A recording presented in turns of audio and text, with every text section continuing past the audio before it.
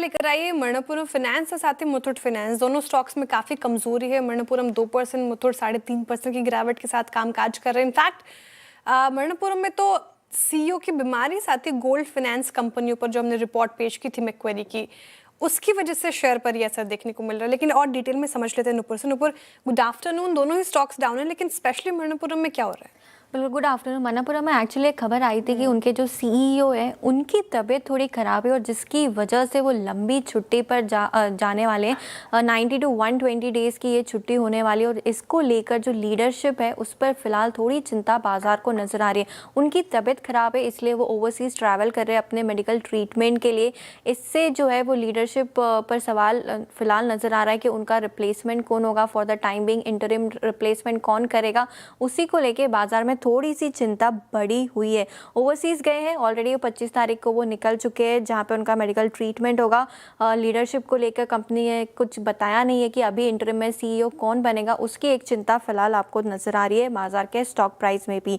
हाल ही में जो खबर आई थी बेन कैपिटल वो 42% हिस्सा खरीदने वाले और उसको आरबीआई की मंजूरी मिलती हुई। तो ये क्रूशल पीरियड होता है जब आपको लीडरशिप टीम चाहिए होती है, जब यहाँ पे जॉइंट प्रमोटर आने वाला है और वहाँ से क्या चीज़ें सामने निकलती है, उसकी वजह से भी एक डर बाजार में बना हुआ है। ओपन ऑफर भी इस कंपनी का ज़रूर जो है वो जल्दी आने वाला है। 26% स्टेक के लिए 236 रुपये का जो प्राइस है वो भी करंट मार्केट प्राइस से नीचे का है, वो भी एक कंसर्न फिलहाल आपको दिखेगा। जैसे कि आप बता रहे थे, मैक्वेरी की भी एक रिपोर्ट सामने आई है। डबल इम्पैक्ट, डबल डेंट आज स्टॉक पे, क्योंकि उनका कहना है कि जो गोल्ड लोन्स में हम रैपिड इंक्रीज देख रहे हैं, उस हो सकता है आरबीआई और सख्ती यहाँ पर दिखाए, कुछ नए रेगुलेशंस है वो सामने लेकर आए जिसका इम्पैक्ट इन कंपनीज को आगे जाकर शायद देखने को मिले। कुछ नए रिस्ट्रिक्शंस आए तो हो सकता है यहाँ पर फिर जो है वो सवाल उनकी रेवेन्यू या मार्जिन्स पर आता हुआ नजर आए। इसलिए जो करेक्शन है, इसलिए जो ग्रोथ है और जो इम्पैक्ट है इसका, इस पर मैक्वेरी की पूरी नज़र बनी हुई है। तो फिलहाल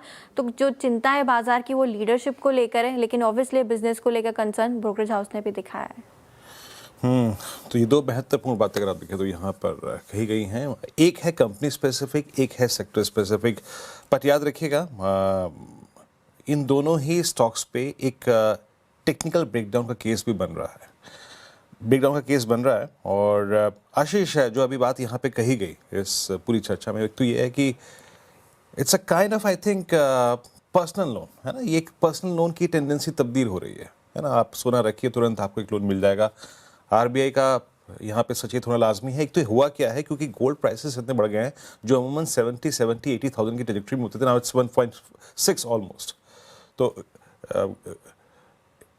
आपका व्यू क्या है? क्या क्या बेस्ट फेज हम मणप्पुरम मुथूट के लिए देख चुके हैं इन एचएफसीज के लिए, ये क्या कहते हैं गोल्ड फाइनेंस कंपनियों के लिए? टेक्निकली दोनों अब 50 डेमा के नीचे हैं, कैसे ट्रीट करना चाहिए इसको?